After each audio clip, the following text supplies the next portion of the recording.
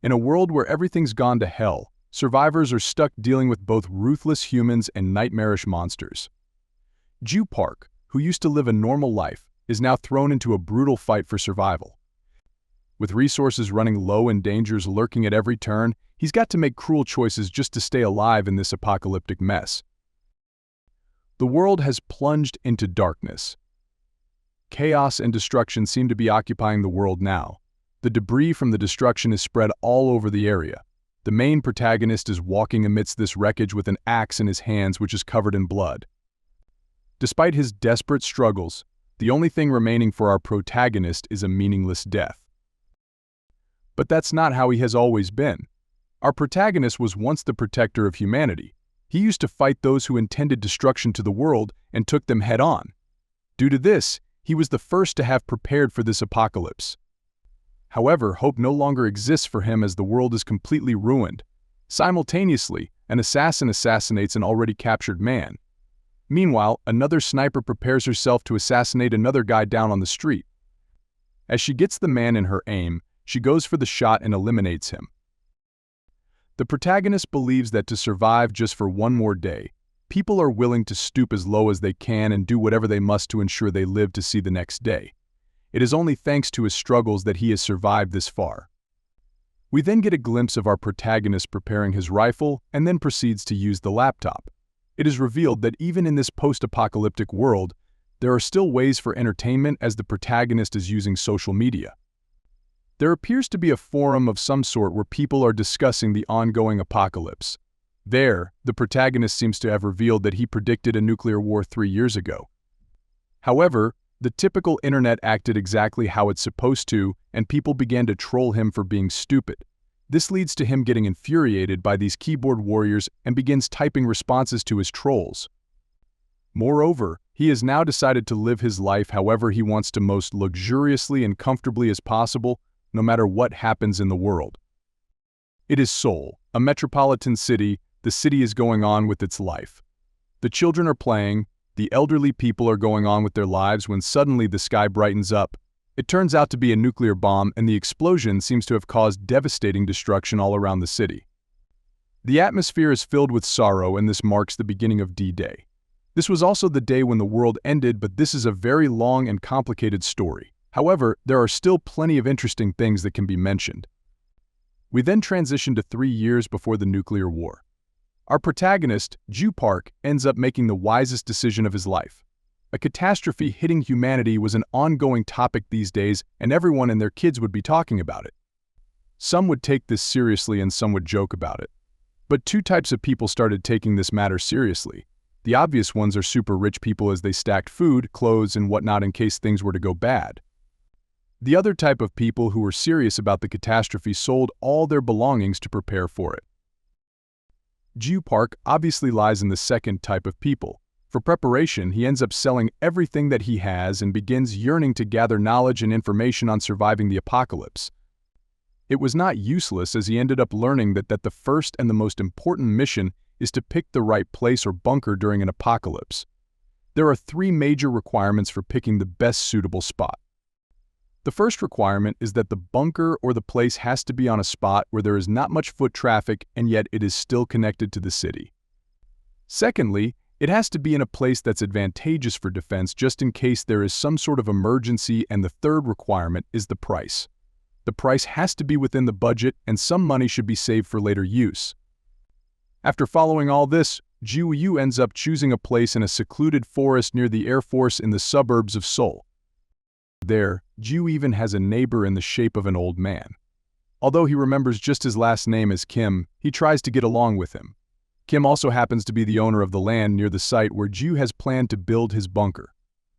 Now that he has picked a spot, Gyu decides that it is time to begin the construction, so he hires a team of workers. He shows them all the necessary equipment that he has for the construction and mentions that he will even be helping them. However, the crew didn't take this well for some reason and did not want Gyu to work with them, but as time passed and after many days of drinking and eating together with the crew, Gyu finally became a part of their group. One day, the old man approaches them and throws dirt on one of them.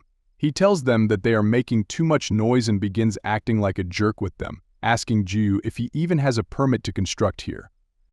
Meanwhile, Gyu tries to understand why the old man is acting like this but ends up not finding any reason for the old man's temper. The very next day, the old man lies in front of them, preventing them from continuing the construction. One of the men grows tired of the old man's behavior and begins making his way toward him to teach him a lesson. But Gyu is quick to act, as he grabs the man's tool and tells him in an assuring tone that he will handle the situation if it comes to that. Later that day, Gyu appears to be returning from somewhere. He comes to a halt when he sees an old man's son talking to him rudely. The son happens to be a rich businessman, and he has eyes on the old man's property. Moreover, he is seen convincing the old man to give up his land and even offers him a place back to his house. However, the old man appears to be sticking by his house due to the memories that he has of his wife. When Gyu sees that the situation is getting out of hand, he slowly approaches the son and clears his throat to get his attention. Seeing this, the son warns his old man to empty the house since he will be coming to get it again. Gyu then proceeds to have a heart-to-heart with the old man and even offers him a cigarette. There, the old man discovers that Gyu lost both his parents in an accident. Gyu then tries to explain to the old man that it's in his best interest to sell his land since the house is too big for him to take care of it anyway. Remembering his wife, the old man tells Gyu that he cannot leave this land even if he wants to, and soon the two go on their separate ways. However, on that day, Gyu realizes that he did something good for the old man and that he will remember this conversation for the rest of his life. After that day, old man Kim never interfered with the construction. The season keeps changing and the doomsday soon occurs. The sky was filled with immediate sorrow, and the dark atmosphere with the alarms going on in the entire city marked the end of the world. Meanwhile, Kim arrives at Gyu and begs him to locate his son and soul.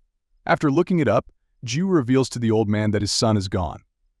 He then offers him to stay with him in the bunker as another strike is predicted to hit the city, but the old man still doesn't want to leave his house alone with the memories of his wife.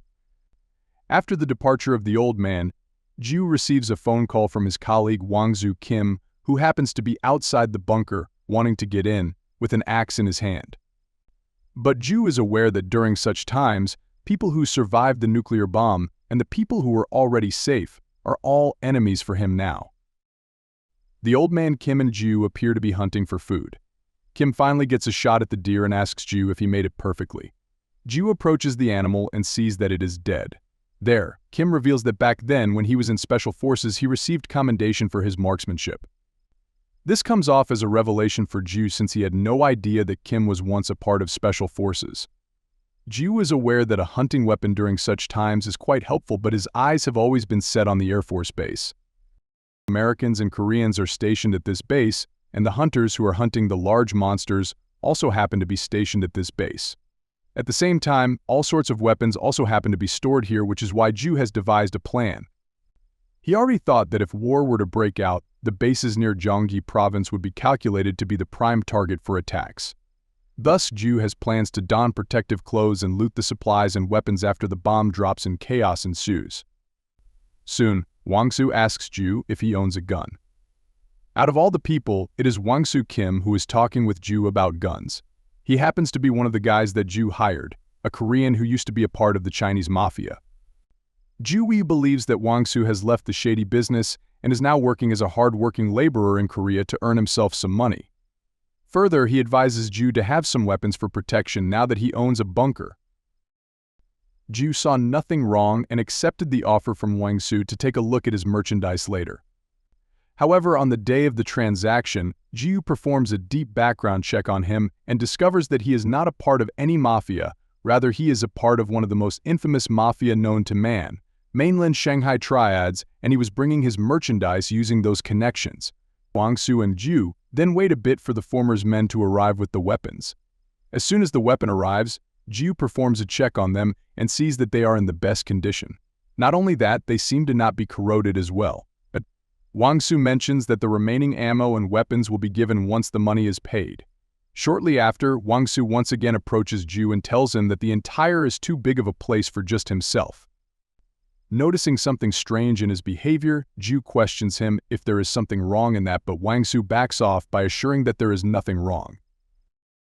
Although Gyu does offer him to stay in the bunker if he wants to for a certain amount of time, Wangsu reveals that he will be going home to see his daughter. Wang Su wasn't lying when he said that he would go home, but the idea of having a well-protected and secluded place from all the danger can excite even the strongest. That's what happens with Wang Su, as he has now come back and is standing outside of Gyu's bunker, waiting for a chance to kick him out and occupy the bunker for himself. Wang Su then contacts Gyu and tells him that he has come with the remaining weapons and ammo. He explains that it is better if they complete the whole transaction as soon as possible, but Gyu is already aware of his betrayal. He quickly makes his way out, and Wang Su wastes no time in attempting to kill Gyu once and for all. However, fortune favors the brave and the smart, as Gyu manages to dodge Wang Su's not-so-powerful attack and ends up slitting his throat with his axe. With this, in a choking voice, Wang Su asks Gyu as to who he actually is and begins asking for mercy and for his life to be saved. However, it is already too late for Gyu to save him, since he has already lost too much blood.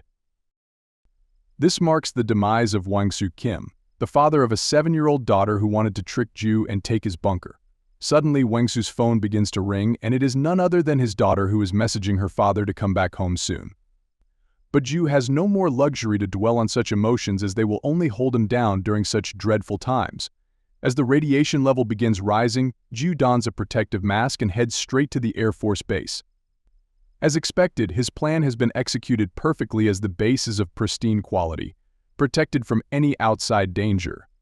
Moreover, there seems to be a lot of weapons in the facility, making Gyu take a sigh of relief. Gyu's plans have turned out to be the right choice. But one thing that's eating him inside is if Wang Su would have survived if he had never made that deal with him. However, toward the end, Gyu realizes that it would be impossible for him to survive in such dire conditions. Gyu is keenly watching a video of a guy with the username Anon337. His topic of the video is to try and make wool felt dolls. He adds that his daughter loved these dolls. He then begins teaching how it should made. The scene then shifts to Gyu, and we discover that this video was not uploaded before the war. Rather, it's a video that has been uploaded to an internet community for doomsayers, Viva Apocalypse. Moreover, there is a developer with a melon mask who developed the satellite network called Galaxy Link. Thanks to this, they still have an internet connection in this post-apocalyptic nuclear war. With these innovations, survivors can identify and interact with each other over the internet and comfort each other. During this, Anon337 gets done with the making of wool. After taking a look at it, Gyu recalls that he has seen something similar in horror movies before. It has been a year now since the nuclear bombs dropped and chaos erupted. Things seem to have calmed down a bit, but the outside condition has only worsened, as huge monsters have been spotted in various places.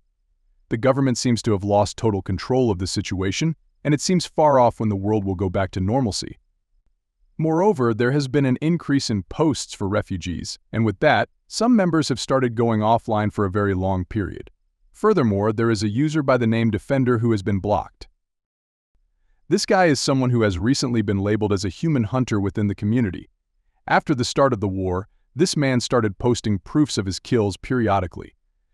However, the surprising part is that he was not doing it for fun, he was doing it for one purpose only, and that purpose is that he is addicted to murder. That is what Gyu finds when the user got unblocked, and he could look around to see what all the fuss is about. Watching him post unhinged stuff on the internet makes Gyu realize how people have gone on the edge. During the same time, Gyu's favorite user, Anon337, also got added to the list of long-term offline users. It is winter now, and there are more offline members than active members in the community now. Gyu has already made up his mind that these people are gone, since there is no way for them to remain alive. Moreover, everyone is now unsafe, and there is no certainty when they will disappear, and that includes Gyu as well. Soon, he sees that Chief Hong, along with his men, are walking toward Gyu's bunker. These are the men who helped Gyu build this bunker, but it seems that they are raiders now. With a smirk on his face, Gyu begins thinking ironically that these men are paying a visit to their long-term friend, so he believes that he should welcome them with kindness. He then proceeds to grab an axe in his hand and decides to wait for them in the darkness to surprise and welcome them. However, the men soon come to a halt when they see that the bunker doors are open. This makes them realize that it might be a trap, so Chief Hong sends 2 of his men to check if it is safe for all of them to come inside. After making their way in, the 2 see many boxes of cigarettes lying on the ground. They immediately begin to think that something is up and get told by Hong to stay vigilant and to keep their shields up. but it's already too late for them as Gyu surprise attacks them. After an easy fight with the two, Gyu ends up killing both of them. Even though the second guy begs for mercy and asks Gyu to spare his life, Gyu stays stone-hearted. Hong then asks the two about the number of men that are in this bunker but receives no response. Outside the bunker, another man tells Hong that he will go in and check, but Hong stops him from going inside and asks him if he brought tear gas. Hong has now planned to use the tear gas to smoke the people inside to get them out of their hiding spots. Gyu overhears this idea and is visibly impressed by Hong's smart decision, but he turns it in vain by closing the bunker doors. Hong sees the bunker doors closing and realizes that they still have ventilators to throw the tear gas from. He assures his guys that he helped build this place and that there is only one exit. That is the front bunker doors. Meanwhile, Gyu never thought that he would be getting in this situation. However, one thing that Hong doesn't know is that after they completed the construction and were done with the bunker, Gyu used what he learned to expand the bunker. Gyu realizes that these guys have straight up walked to their deaths.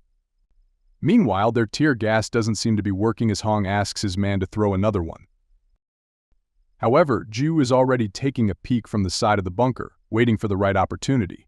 As soon as the opportunity arrives, Gyu ends up killing the two men, leaving only Hong, who then surrenders. Gyu questions as to how many of them are still alive, leading him to respond and explain that he is the only one alive and assures Gyu that he is telling the truth. Gyu then asks Hong to pick up the dead bodies and put them in the trunk of his truck. But soon Gyu shudders in shock when he sees the same wool doll that his favorite username, Anon337, used to make. Gyu believes that Hong and his crew were the ones to have killed him, making Hong panic. However, he explains that when they got to him, he was already dead. Gyu then asks Hong to take him there, and surprisingly they reach there in just 30 minutes. This place is where Anon337 used to record his videos, and after assessing the entire place, Gyu realizes that he was killed by none other than Human Hunter. After the death of Anon337, a team of investigators pulls up to look around the area and search for any clues. It is believed that a lot of information can be found if looked correctly. The time of death, the type of weapon that was used, and how they were killed, these things can be easily found out. The investigator reports to his team that he was able to find nothing of importance at the crime scene. Meanwhile, Hong reminds Gyu that he has done whatever he has asked of him and begs him to let him go. This leads Gyu to load his gun, leaving Hong in a state of panic. He gets scared and once again tells Gyu that he did everything he asked him to and explains that he had his own reasons for raiding his bunker.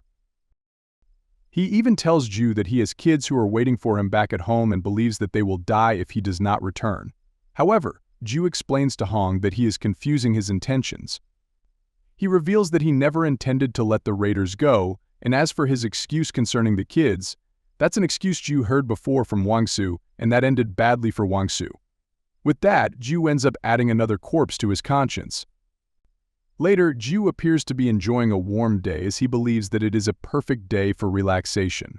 One doesn't have to worry about getting too cold or about fuel consumption, since they can just stay under the sun and relax to their heart's content. However, relaxing and enjoying time in a post-apocalyptic world also comes with its own set of risks. As Gyu is resting, a surveillance drone catches up to him. As it turns out, a raider by the name of Dong Tammam lives alone in a high-rise building in southern Gyeonggi province. He was the one to notify everyone of raider activity in the area in a survival journal format. Moreover, since he has no way to protect or defend himself, he ends up making a threat in the postscript, mentioning that he is willing to take out the nearby Dongtan area if the situation deems it. This post goes on to serve as shared info on the raiders and also ends up pissing off the Dongtan survivors. However, the script also mentioned how the raiders' tactics were evolving and that they began using advanced techniques to carry out their acts. Not only that, these raiders are also on these forums, and the tactics that are being discussed to save people are also being informed to these raiders, making them even stronger. It is this day that all the survivors learn the reality of today's world. If they don't fight back, they will end up dying. The idea of collective survival begins to prevail after the realization hits among the people, and the survivors begin to prepare in their own way to fight back with the enemies. However, Gyu believes this to be a flopped idea. He is sure that at the end of the day, the root cause of this is human selfishness. He also understands that congregating as a group has its vulnerabilities as they become more noticeable, and when a larger force shows up, it will be over for them. Considering all this, Gyu realizes that the spot he chose for his bunker is perfect, as it is a desolate piece of land that raiders and wandered try to avoid since there is nothing of interest here. Moreover, the mutated wild dogs make this place even more non-visiting, as no one dares to step foot there. Not only that, in the nearby downtown area, there are also rumors going around of radioactive zombies roaming around the area, but a survivor dealt with them using a sniper rifle. But let's not forget the fact that no enemy force lasts forever. Meanwhile, a van has some guys surveilling Gyu using a drone. The driver peeks out of the window and asks his partner if he is sure they are doing this, and asks for confirmation if he is not mistaking this place for another. He then confirms to the guy and asks him to circle the drone around the area if he doesn't trust him. Soon enough, they spot a woman on the drone camera. Moreover, they notice that the woman is American, judging by her uniform. They then realize that their current prey is the woman and decide to get her. Suddenly, a pack of wild dogs appears out of nowhere and begins attacking the group. The guys that are standing outside the van end up becoming easy prey for the ferocious dogs. Meanwhile, the guy inside the van asks the driver to quickly step on the gas, as they need to leave the place as quickly as possible. However, the driver is worried about the lives of his partners who are outside the van, prompting the man to explain that they are already dead. As soon as the driver is about to step on the gas, a wild dog attacks him from the side window, causing him to lose control of the vehicle, which then ends up ramming on a metal pole, marking the death of the two inside. With that, the ferocious beasts begin to eat their corpses. The news is then posted about a week later regarding this incident. It was also around the same time that Dongtinmom's post, which caused great outrage, started to die down. Gyu sees the news and realizes that the incident happened nearby to his place. All of a sudden, he notices another alert from Dongtinmom. He appears to have made another explosive post that makes it seem like he is fishing for attention again.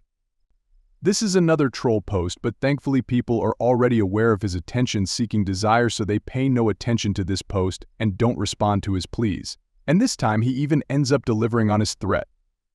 The people quickly become aware that there was a massive explosion near Gwanggyo, but the defender also seems to be interested in this topic. Gyu sees that and decides to take care of defender later.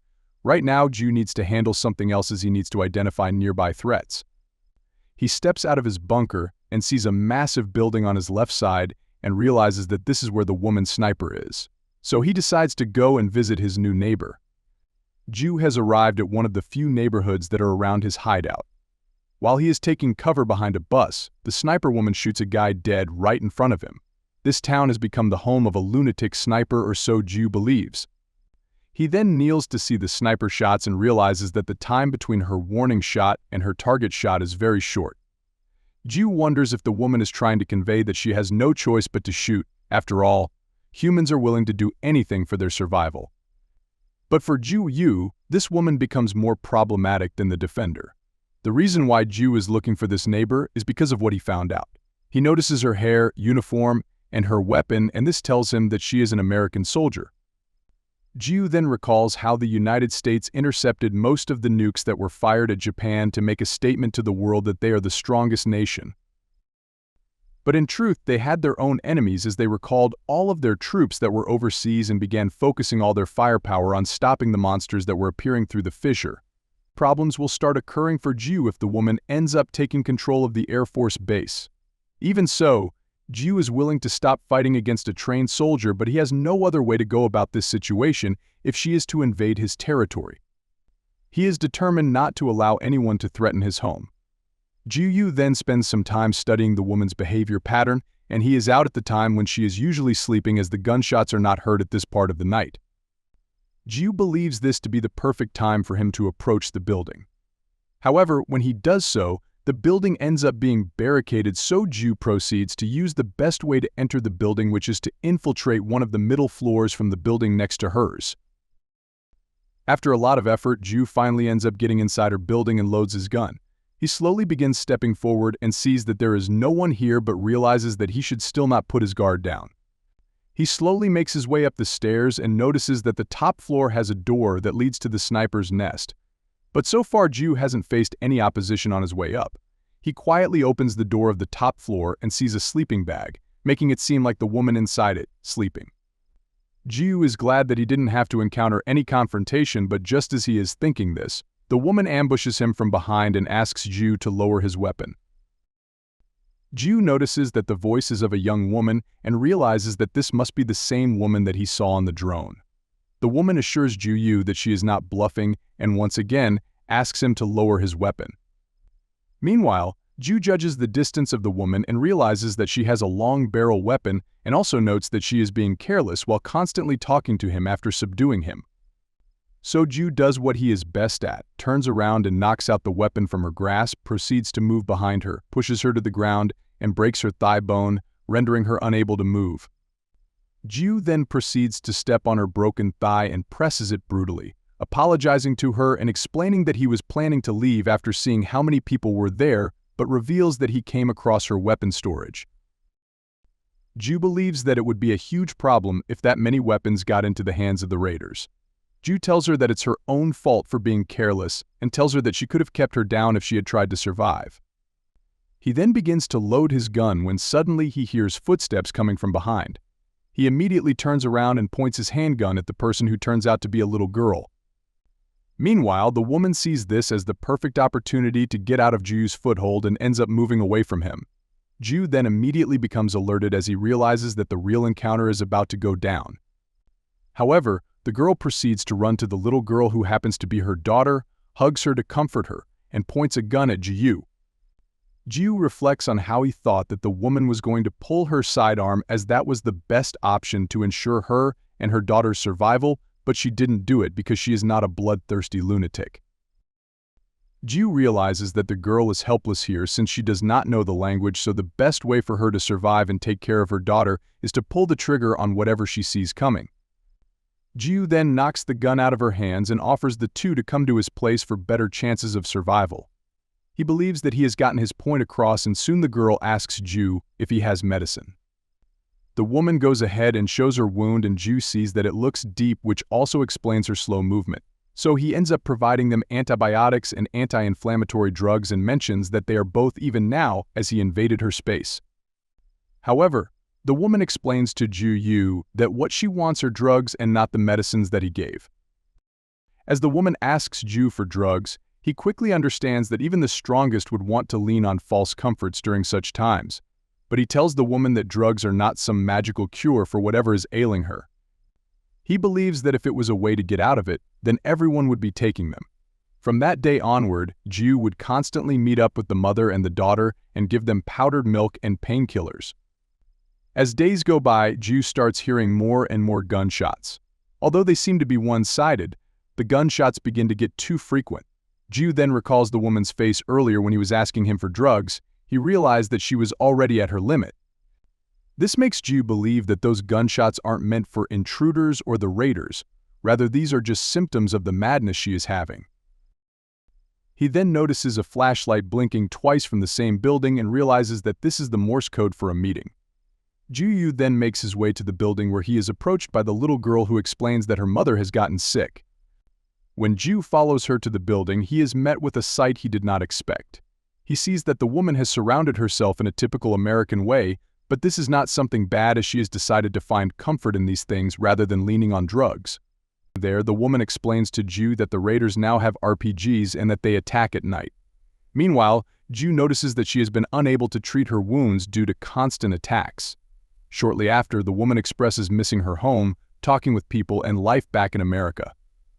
She then asks Gyu once again if he has drugs, leading him to respond and mention that even if he has drugs, he won't give them to her as he understands that escaping from reality won't fix the problems, but what he can do for them is that he can reduce the problems that are in front of them. For this, he tells the woman that he will be borrowing some of her weapons. He then decides to pick a rainy day to carry out his mission of exterminating the raiders with RPGs. He has chosen the rainy day because it will help him with carrying out his mission much more easily since the rain lowers visibility and the cold makes people gather together more often than usual. He then spots the RPGs and begins loading the one that he has. He then shoots it toward the group of raiders in an attempt to take out as many as possible in just one strike. The chain explosion then begins heading the right way, but Gyu notes that there are more people alive than he initially anticipated. Gyu then proceeds to take out his rifle and goes on to fire it toward the group. Amidst these gunshots, the raiders are finding it difficult to spot where the gunshots are coming from. They believe that they are being attacked by a group and not just one guy. This leads the commander to order his men to call the people from Gapyeong to come for their aid and emphasizes that they need to deal with the attacker before the sun rises. Moreover, they try to get as much light in the area as possible to have better visibility, but that also means the same for Gyu, as he can spot them much more easily than before. Gyu then explains that he is getting cold while standing in the rain, so he proposes to end this quickly. Wanting to get home as quickly as he can, Gyu ends up killing the entire group. Moreover, the mother and the daughter have been brought to Gyu's hideout by Gyu himself. There, he appears to be treating the mother's wound while the daughter is looking around the area, rummaging through stuff. Gyu mentions that he followed everything in the video and assures the mother that the bandage has been done properly. Gyu then takes a look at her face and notices that he has only helped her contain the physical pain. As for mental pain, he believes that he has nothing to offer to the woman. However, soon Gyu gets an idea to treat her mental wounds and introduces her to the forum that he uses on the daily. Moreover, this forum happens to be English language friendly, making it easier for her to understand. She then goes ahead and greets the people there. Eventually, the time passes and they reach the second Christmas after the apocalypse. A former developer has created a tree decorating game, and it seems to gain popularity after every single day. The community seems to be united because of this game, and the users are showing competitiveness by decorating their trees better than the others. On the comms, Gyu receives a signal from Sue, the woman's daughter, who tells Gyu that her mother wants to borrow his laptop later to count down for Christmas with people back in America.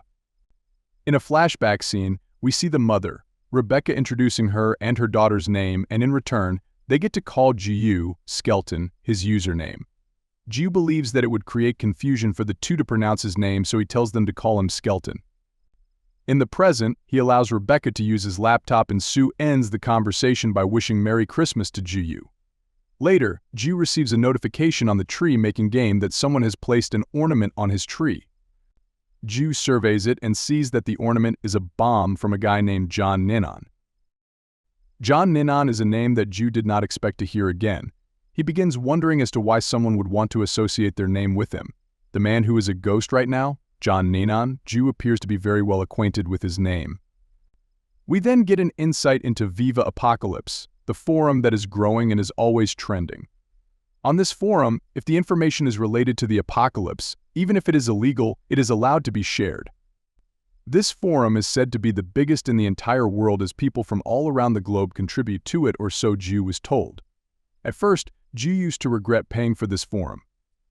He believed that he could have spent that money somewhere else for better use, when suddenly one day, he came across a post from John Lennon in which he explained the importance and uses of dummy bunkers. In this post, John explains the many ways one can use to protect their bunkers from intruders and raiders. Gyu takes a look at his other posts and realizes that they are useful for him as well. Gyu also noticed that John's survival police were the same as his, just that his thinking was far ahead of Gyu's. This marked a breakthrough for John, as he quickly became a star in the community and started getting known as a person with great insight into everything. But with that also came the speculations concerning his identity, and after some time, he ended up responding to them. He showed the community his hunter identity while hiding his face. Turns out that a decade or so ago, in various parts of the world, a strange phenomenon, now known as fissures, started occurring. Shortly after that, monsters began to emerge from these fissures, leading governments worldwide to establish an organization with people to take care of these monsters. These people were known as hunters, and they were professionals specialized in eliminating these monsters.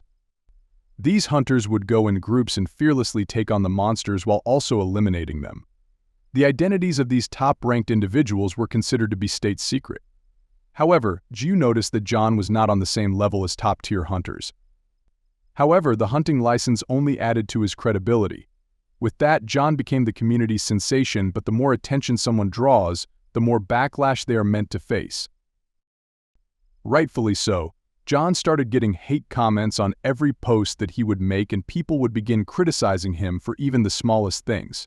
However, these insults were so weak that they would not even dent John's reputation. Gyu believes that John is not a fool and he wouldn't fall into the trap of the haters. However, that's exactly what happened, and John began responding to his hate comments in a cool way. He also ended up revealing his face just because someone said that he was fake since he covered his face. Gyu felt angry at him for acting stupid, and from that onward, John started becoming a person to troll in the community. However, Gyu could do nothing to help since this was John's own doing. He did not stop there, as he planned an offline meetup and posted about it in the forum as well. During the meetup, John would go on to reveal his real name, Esang Hyo Gu, and revealed that he worked as a hunter. A total of 10 people showed up at his meetup, and even they left after feeling disgusted by John's behavior, leaving only a few along with Gyu. John then revealed that the fissures are getting impossible to deal with, and that the higher-ups are getting more and more worried as it's getting out of control. However, these bits of information were already known to others. Gyu then went on to introduce himself to John, and he seemed to have recognized him as he inquired to Gyu about the progress of his bunker. Gyu explained that he ran into some trouble as he could not find a trustworthy company to install a fuel tank. Thereafter, John told Gyu that he might have some friends who could help with the issue. Right after that, he contacted his boss and asked him if they had someone reliable to get a fuel tank installed. The following day, Gyu had a fuel tank installed in his bunker, thanks to John's help. Even after the worst first impression, John somehow manages to be useful for Gyu and even gets useful when it comes to gathering people. He also continued his offline meetups, and more people started appearing in them, taking the total count to even 80 people at a time. One day during a meetup, John asked Gyu if he had time for a word. They make their way outside, where John questions Gyu if he is a hunter by any chance. John tells Gyu that he has seen him somewhere before and believes that he is right in his speculation that he is a hunter. At first, Gyu thinks of ways to get out of the situation but decides to reveal the truth. As he is about to do so, the media arrives in a hurry as one of the reporters wants to take John's interview. The media also notes that John was talking with a guy when they came and began questioning if the guy he was talking to was someone important. John does not know what to answer, but the media keeps pressuring to reveal if the guy Gyu is important. At the end, John explains that Gyu is just some guy whom he recognized from somewhere, which is why he was talking to him. This also marks the last day Gyu will meet John in real life. After that, John keeps on becoming more and more famous and even gets introduced as a representative of Viva Apocalypse, the largest forum in the world. Seeing the opportunity, John starts to turn this into a business as he starts giving lectures, becomes an apocalypse expert, and even starts his own consultation company for the apocalypse. He rises to fame very quickly and starts gaining even more popularity, all the while getting more and more rich. The reason for his sudden rise happens to be none other than Viva Apocalypse. John saw in the community that he was being treated like a god and decided that everyone would be interested in following him. But this eventually leads to his downfall as well, and the people discover that John is nothing but a vile scammer who has scammed them for such a long time. After a thorough research on his background by the authorized organizations, it takes them not much effort to find out that John has been lying about his achievements all along, which also explains why he only had a license to show his identity. Not only that, John also happens to be in debt and has bad credit. He quickly becomes a trash material to be talked about in the community, and his downfall ends up occurring at a faster rate than his rise. However, he decides not to rush and respond to these allegations. John abides by his time and ends up giving a legendary reply, which happens to be short but rage-filled. He directs all the allegations, insults, and swears toward the mothers of the ones who were commenting on them. This marks the tragic end of the internet's very own John Nenon. However, something that's not sitting right with Gyu is, why would a person with John's name try to get in touch with him? He even wonders if it is John himself. Thus, Gyu's curiosity begins to rise, and he ends up contacting one of the game developers to find out who sent a message to his tree. The game developers end up finding a connection with the name of 180 centimeters. What Gyu does not realize is that this name will eventually lead him to an unexpected confrontation, as we are shown a glimpse of a man with 2 axes in his hand and his face covered with a gas mask. Soon, Gyu hears the radio lady mentioning how the state has points set up to help people. Moreover, Gyu discovers that one of the stations is being looked over by director Shang-Hoon Lee. Gyu then proceeds to pack the necessary stuff for his 3-day journey. He decides it's in his best interest to use the state as much as he can. This is one of the main reasons why he chose a spot near the city to get better access to places. With that, Yu leaves the bunker and leaves for the rescue station on his bicycle. It has been a year and a half now since the apocalypse occurred and the city of Seoul is covered in debris. Along the way, not much happens, but Yu notices the surrounding areas and feels grateful for the fact that he is living a much better life compared to the ones who have to live in the streets and all. He then soon reaches the station and tells the receptionist to let Direction Shang-Hoon Lee know that Gyu Park from the military academy days is here to see him. Thanks for watching. Hope you enjoyed the video. For further content, kindly like, subscribe, and ring that notification bell to stay updated with the latest videos.